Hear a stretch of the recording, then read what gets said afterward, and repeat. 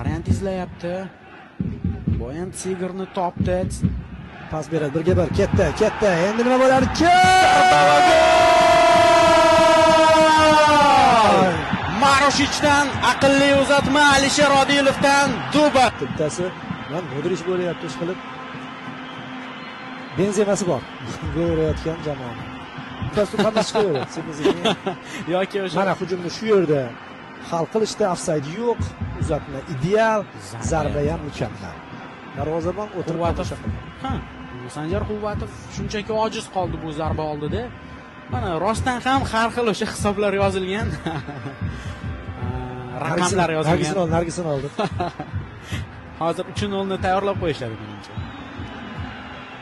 Maroshichdan aqlli uzatma. Zarba ham zo'r chiqdi. Hisob 2-0.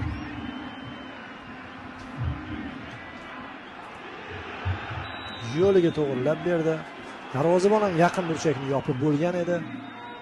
Hammasi xuddi taqvimlar, o'yinlar nechchiga qanday bo'lgan bo'lsa, Alisher Odilovning gol urishiga shunday imkoniyatlar berildi. Yana to'p olib